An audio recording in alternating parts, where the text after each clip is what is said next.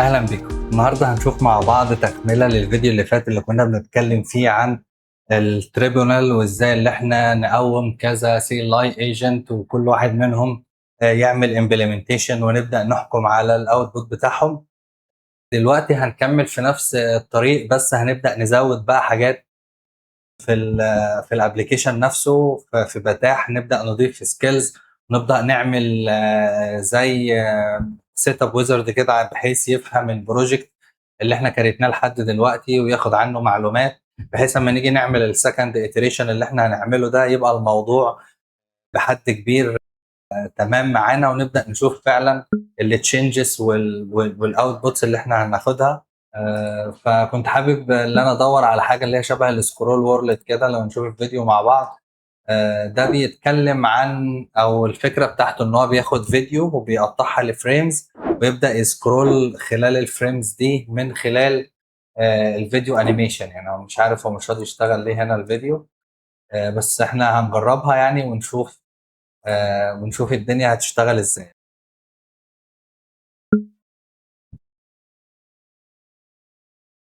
اظن الفكره وصلت. احنا هنبدا بقى نستخدم السكيل دي، ونبدا نستخدم التريبونال بقى، بس بدل ما احنا نخلي الايجنت يتنافسوا، لا احنا هنخليهم يشتغلوا مع بعض ويحصل كولابوريشن.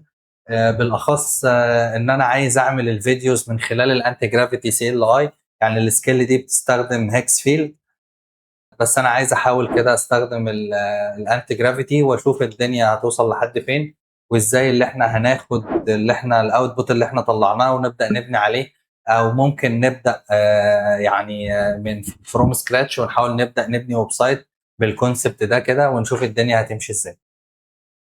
فتحت هنا معانا الكود بيز اللي اشتغلنا عليه المره اللي فاتت. وطبعا لو كنت لاحظته في اخر السيشن كده كنت انا سالته المين ايجنت بقى بتاعنا، اللي هو كان كودكس. ساعتها احنا كنا مشغلين، اظن السكرين شوتس هنا بتوضح، احنا كنا مشغلين انتي جرافيتي وكلود وكودكس وجي لام وكيمي. هو بدا يعمل لهم ايفالويشن وبدا يطلع الويكنسز والسترينثز بتاعت كل ايجنت منهم، وكمان ريكومنديشن وفيريدكت بحيث نفهم نستخدم انهي ايجنت منهم في ايه بالظبط. لو شفنا مع بعض بقى، دي من التولز والمزايا اللي موجوده في بتاح، اللي هو انا مش بس بضيف السي ال اي وبخلي التعامل معاهم مانوال، لا احنا عندنا مانجد ام سي بي سيرفر، وفي تولز خاصه بالسباوننج بتاع السي ال اي ايجنتس بحيث يقدر يفهم الاوتبوت بتاعهم ويقدر يشوف الستيتس، ويقدر البروتوكول والمسجز نفسها تتفهم بطريقه احسن من خلال المين اوركستريتور، بحيث يطلع الاوتبوت بتاعه يبقى معتمد فعلا على شغل مظبوط او ايفالويشن على الاكشوال تشينجز اللي السي ال اي ايجنت عملها. وفي نفس الوقت في سينكرونايزيشن ما بين الهارنس، سواء السكيلز او التولز او الام سي بي سيرفر، ما بين المين ايجنت اللي احنا بنستخدمه وما بين برضو السي ال اي تولز دول، بحيث دلوقتي انا لما هنزل سكيل جديده زي اللي هنزلها هتبقى افيلبل لكل الايجنت اللي موجودين عندي والسي ال اي ايجنت كمان. فدي نقطة كانت مهمة جدا. وبرده من التولز اللي موجودة احنا هنبدأ بقى البراوسر دلوقتي كده اوتوميشن، ستيب باي بحيث ان انا ستيب مديله نبدأ طريقة ان نضيف هو يفتح السكيلز الابلكيشن بتاعتنا والماركت ويبدأ بليس يقرا نضيف منها الاوتبوت السكيلز اللي احنا بتاعها كويس محتاجينها، وبعد كده ويفالويت نعمل الكلام السيت ده اب وياخد ويزرد سكرين بحيث شوتس برضو الايجنت بحيث يطلع لنا والهارنس بقى يبقى مبني الاوتبوت او على يطلع الكود لنا بيز اللي السكور موجود ده. المظبوط بتاعت كل ايجنت. ونشوف برضو الميموري بتاعتنا ونشوف طبعا زي ما الاندكس اتفقنا ده كان في داتابيز حالة والجراف ميموري الفورج، بحيث الدنيا اللي هو كلها كذا تبقى سي ال اي مظبوطة ايجنت قبل ما نبدأ بيتنافسوا مع بعض. التريبونال بقى في الحالة بتاعت الريلي اللي هي هتشغلهم في بايب لاين. اول حاجه هنعملها مع بعض، هنروح هنا على التابه بتاعه سورس، دي اللي بتجمع الميموري سواء الجراف ميموري والكود بيز اندكسنج مع السكيلز تراجكتوري والليرنينج اللي بيحصل بناء على السيشنز، وفيها برضو السكيدولينج والمسجنج. انا محتاج بس دلوقتي ان الكود بيز اندكسنج يبقى شغال. فانا اوريدي لسه عامل كود بيز اندكسنج دلوقتي، ومع التغيير في الكود طبعا والحاجات دي انت بتقدر بسهوله تعمل ري اندكس من هنا. موضوع الميموري بقى نفسها بيشتغل ازاي، والسكيلز والسكيدولينج وكل الكلام اللي موجود ده ان شاء الله هنناقشه في تاسك تاني. بتاكد بعد كده بقى من الماركت بليس. موضوع الماركت بليس ده زي ما احنا شايفين هنا، انا بقدر اضيف البلجنز اللي هي البندلد اوريدي مع بتاح اللي ليها علاقه بالتايب سكريبت ستاك والان اكس مونوريبو والدومين دريفن ديزاين اللي هي مبنيه على الاكسبيرينس بتاعتي انا. وفي برضو سكيلز من السكيلز دوت اس اتش، تقدر تنزل سكيلز من هنا. وفي برضو ام سي بي سيرفر ريجستري، تقدر تنزل ام سي بي سيرفرز من هنا برضو. وفي برضو السيمستري ده بيبقى هوستد ام سي بي، بيبقى محتاج الاي بي اي كي بتاع السيمستري، واظن فري يعني تقدر تستخدموه بسهوله، وبيعرض كونكتورز وام سي بي سيرفرز كتير. وبرضو بتقدر بقى ايه تضيف الماركت بليس بتاعك، او اي ماركت بليس انت حابه يعني، او موجود اونلاين تقدر تضيفه من هنا. اللي انا محتاجه هنا بس هيبقى اللي انا افعل البتاح كور، لان ده اللي فيه الاوركستريشن وفيه الحاجات البيزكس اللي انا بستخدمها، وده ريكومندد ان انتوا تستخدموه. لو انتوا هتبداوا بروجكت جديد بالان اكس وكده ممكن تستخدموا البلجن ده. في برضو الدوت نت، وفي حاجات للانجولار والرياكت وللفيديو. انا برضو هنستخدم هنا الانجولار طبعا، لان الديمو ابلكيشن ده بالانجولار. وهبدا برضو اضيف السكيلز اللي احنا شفناها مع بعض، اللي هي ليها علاقه بالسكرول وورلد، هنحتاج نستخدمها. تمام، هي كده حصل لها انستول معانا. انا بقى بعد كده باجي على التاسك بقى نفسها اللي احنا عايزين نعملها النهارده. هنروح هنا على التريبونال، هنبدا نستخدم الريلي. وزي ما اتفقنا في اول الفيديو، الريلي ده هيشغل بايب لاين، وانا هبدا اختار زي ما انتم شايفين هنا كده مين السي ال اي ايجنت اللي هيعمل التاسكس دي. فانا هبدا اول حاجه البلانر انا هخليه كودكس سول، والاركتكت هخليه كلود مع بوبس ماشي. والامبلمنتور ممكن نخليه ولاما كلاود مع الجي ال ام. الريفيور ممكن نخليه مثلا كودكس مع، ممكن نخليه مثلا كلود مع فابل مثلا، بس هيخلص لي السبسكريبشن. طب اوكي، خلينا كودكس وخلينا ممكن تيرا، مش مشكله. هيفتح لي طبعا البانل هنا. بقى انا الفكره اللي انا عايز اعملها دلوقتي، اللي انا عايزه يستخدم السكيلز بتاعت السكرول وورلد، ويبدا يستخدم الانتي جرافيتي. هو نفسه المين ايجنت هو اللي هيستخدم الانتي جرافيتي، بحيث يعمل لنا فيديو ويعمل لنا كونسبت يبقى لذيذ كده للبروجكت اللي احنا شفناه، بناء على شويه اسيتس كده برضو انا نزلتهم. وطبعا دول مش كوميرشال يوز، انا همسحهم على طول اول ما نخلص الترايل دي مع بعض.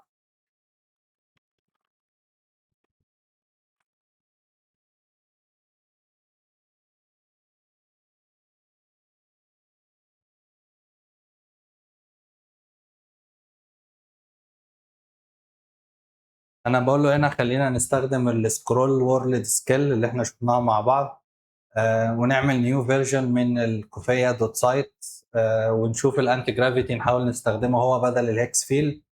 واي حاجه بتستخدم ايمج جنريشن مع السكيل دي. وتعالى نشوف كده هو هيعمل ايه يعني، نجرب مع بعض. هو بيبدأ يشغل طبعا الريلي ويشوف الورك فلو اللي هنستخدمه اللي هو السيكوينشال.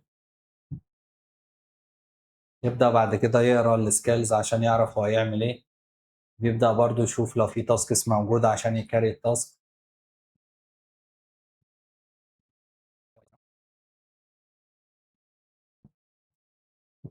هي دي أظن اللي لسه مكريتها، دي أظن قديمة شوية من ترايل قديم أنا كنت بعمله. خلينا نرجع تاني. هو بدأ يقوم الكودكس عشان يعمل البلاننج زي ما احنا اتفقنا.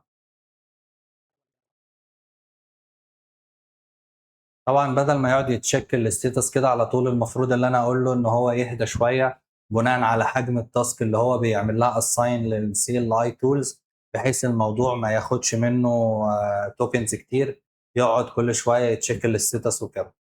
هو للاسف بقى هو ماسكه خلاص، مش راضي يوقف اللي تشيك للستيتس، مش عارف ماله في ايه. فخلينا هو كده كودكس خلص. انا بقول له هنا كودكس خلص، فخلينا نكمل التاسك اللي احنا بنعمله.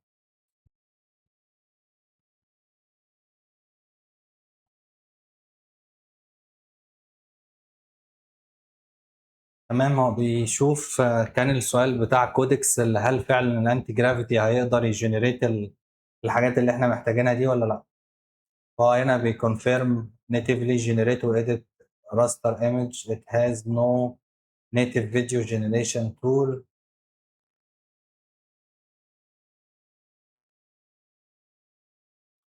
انا بصراحه مش بستخدم الانتي جرافيتي، بس على حد علمي ان هو فيه الايمج جنريشن. كنت مفكر ان هو فيه فيديو جنريشن كمان زي الجيميناي العادي، بس انا ممكن اقول له اللي احنا ممكن نجنريت الفيديوز من خلال جيميناي شات ابلكيشن دايركت يعني.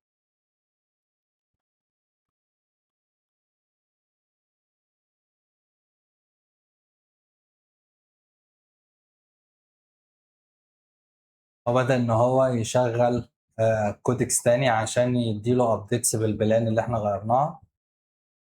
واظن في مشكله هنا ان المفروض يكمل على نفس الفايل اللي شغاله هنا، بس هو راح فتح فايل جديده. بس على الاقل هو مديله الانستراكشنز اللي هو يشغل او يشتغل على البلان اللي كان عاملها من الاول.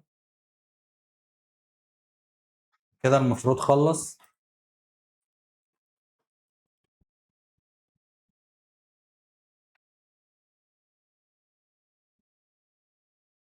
دي البلان اللي كودكس عملها. طيب طبعا يعني لو انا شغال عشان الفيديو كده كنت هقرا الكلام ده مظبوط واشوف الدنيا، بس احنا خلينا نفايب كود.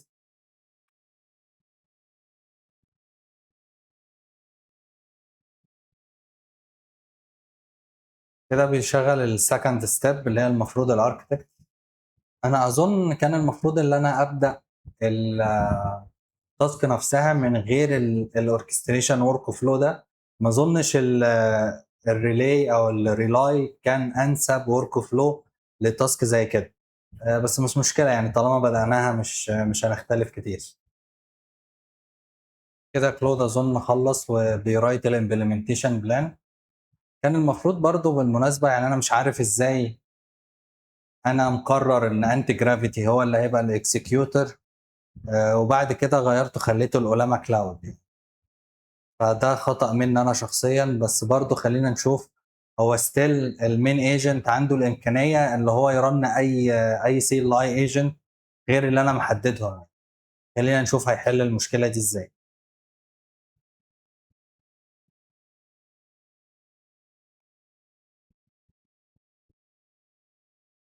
طبعا هنكمل زي ما احنا في الفايب كودينج. architecture summary.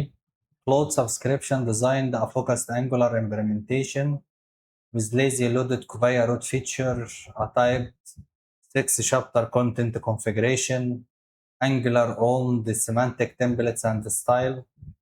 ده الفرق بقى اما بتيجي تشتغل معاه بالسكيلز والهارنس اللي انت بتطبقه، وما بين اللي انت بتخليه يشتغل كده من غير الهارنس او من غير السب ايجنت، واللي هو يفهم البروجكت اللي شغال عليه. كل الحاجات اللي احنا عاملينها دي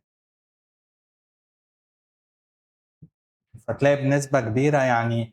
هو طبعا الاوتبوت مش كامل، ومفيش حد في الدنيا بيطلع اوتبوت كامل، بس لحد كبير بيبقى ماشي بنفس الكواليتي ونفس الديزاين البراكتسز اللي المفروض الديفلوبرز بيكتبها يعني.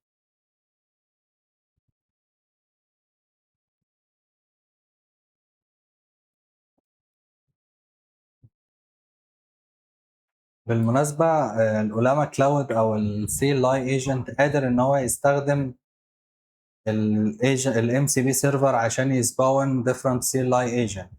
فهو اللي انا كنت بتكلم فيه في البدايه ان الايجنت هارنس اللي عندنا، سواء انت شغال من خلال بتاح، فاي سي ال اي ايجنت انت هتستخدمه هياخد نفس السكيلز والتولز وكل الحاجات اللي انت بتسطبها اوريدي في البروجكت.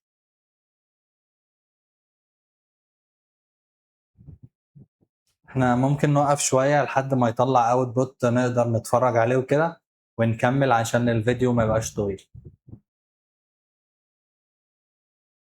تمام، هو كده شغال اظن. عمل اول ايمج، هيبدأ في الثانية والباقي مش عارف. هو بياخد وقت شوية بس يعني أنا سايبه براحته، لأن هو بيحصل اوركستريشن ما بين الأولاما كلاود وما بين الأنتي جرافيتي.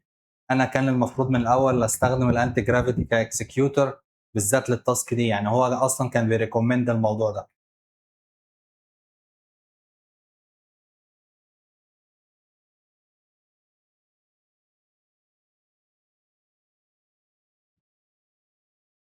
كده خلص باتش 0 و1 و5، لسه باتش 2 اللي هو المفروض بتاع الايمج جنريشن لسه شغال.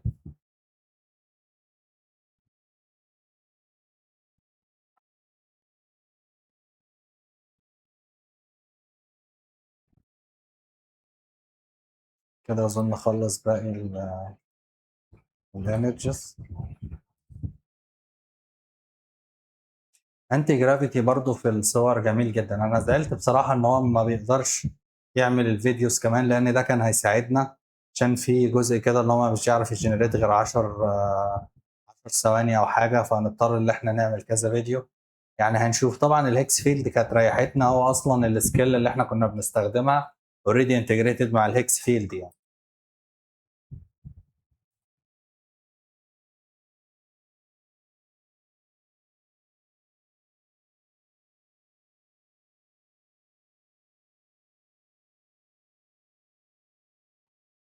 وهيبدأ بقى يعمل لي البرومبت اللي انا هاخده، اروح للجيميناي وان شاء الله جيميناي يقدر يعمل لي جنريت للفيديو ده سريعا.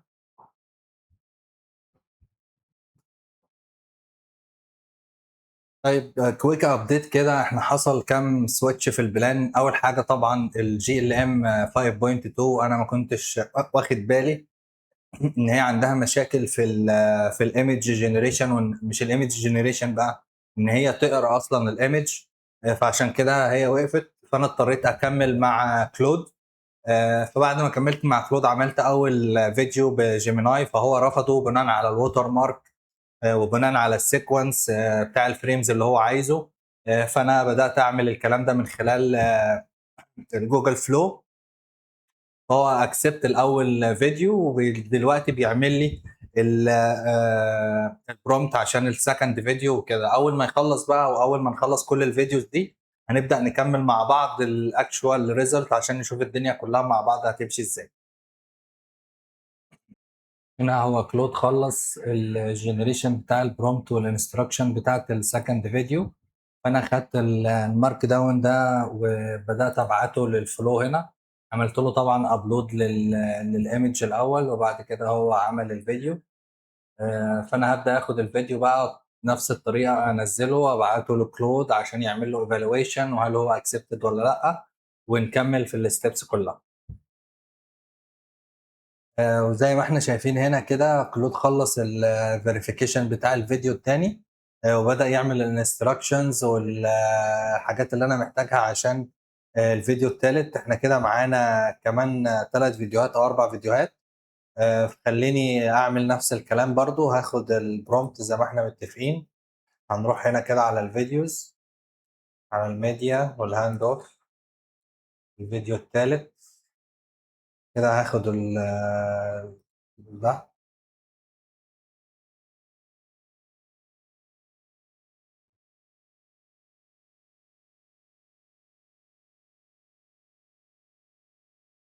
انا كده خلصت كل الفيديوز، عملت لها كلها جنريت وضفتها له في المكان اللي هو عايزه. خلينا بقى نبدأ نكمل نشوف هيطلع الويب سايت الأخير ازاي. هو بالمناسبة في موضوع الجنريشن بتاع الفيديوز ده، الموضوع عشان انا عامله مع جوجل فلو خد اتريشنز كتيرة جدا، لان الفيرست سين والفريمز مش مظبوطة. بس طبعا بناء على الديمو، يعني اللي احنا بنعمل ديمو كده، فممكن الفيديو ما تبقاش الكواليتي بتاعته احسن حاجة من ناحية السيكونس بتاع الفريمز، لان ده هيبان مع الانيميشن. بس انا يعني بحاول اعمل بروف اوف كونسبت بس، انما طبعا عشان استخدم فيديو لايبراري، اكيد هتبقى الهيكس فيلد احسن بكتير جدا من جوجل فلو، او على الاقل جوجل فلو محتاج ديتيلد برومبتس عشان يقدر ان هو يمنتين الفريمز والسيكونس ما بين اول فيديو لحد الفيديو رقم 6.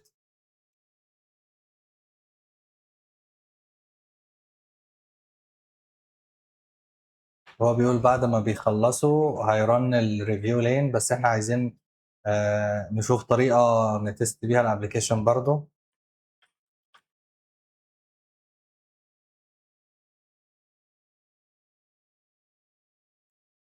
كده زي ما احنا شايفين مع بعض كلود خلص كده التشين كومبليت والسكس شابتر اكسبتد.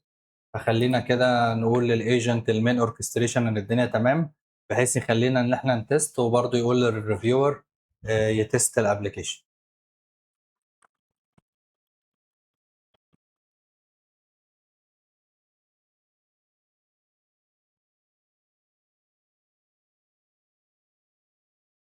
بيتشيك دلوقتي الاوت بوت بتاع كلود عشان نتاكد ان الدنيا تمام.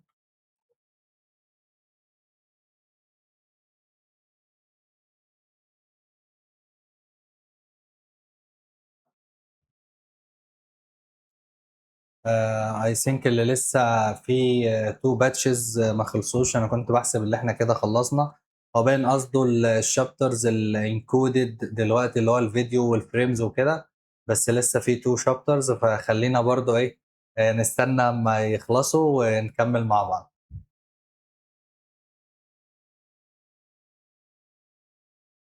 المفروض التو سيشن التو باتشز دول، واحد لواير ال 6 ميديا اسيتس انتو انجولار، وبعد كده ران الاوتوميتد واللايف براوسر فيريفيكيشن.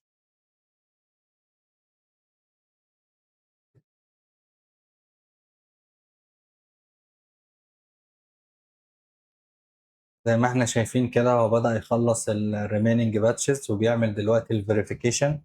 فهو بيرن التست سيوت كاملة اللي موجودة. هو كده خلاص بيستارت دلوقتي الديف سيرفر.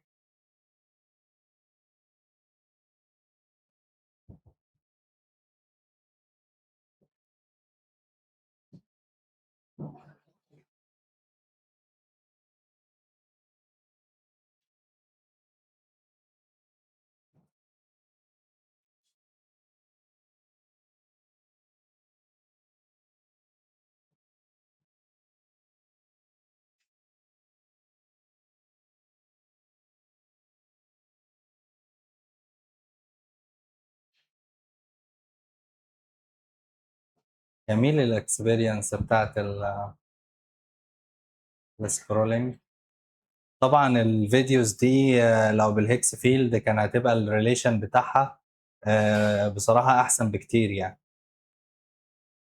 بس طبعا وتبقى اللي هي يعني لازم أي ويب سايت بيبقى بيحكي قصة، فلازم تبقى الفريمز أو تبقى الحاجة اللي أنت بتعرضها تبقى فعلا بتعرض الاكشوال كونتنت أو الاكشوال برودكتس اللي البروجكت اللي أنا بعمله بيقدمها. بس طبعا از بروف اوف كونسبت الموضوع زي ما انتم شايفين كده لذيذ بصراحه يعني.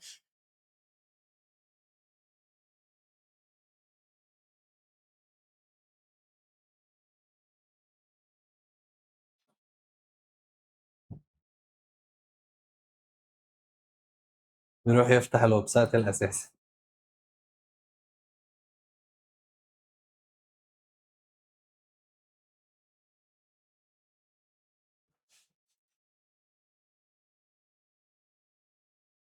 اوكي شغال تمام. فاحنا كده يعني جربنا كام حاجه مع بعض النهارده. ان شاء الله برضو في ايشوز وفي حاجات كتيره قابلتني طبعا وانا شغال، فانا اوريدي فتحت لها سيشنز وبحاول ان انا احلها هنا بحيث ان انا اقدر اعمل ببلش للفيرجن الفري الاوبن سورس اللي انا شغال عليها دي. فان شاء الله خير. وممكن لو تتفضلوا يعني بارائكم برضو، لو عايزين اجرب اي حاجه من دي، عايزين السورس كود بتاعها، مفيش اي مشكله خالص. شكرا لوقتكم.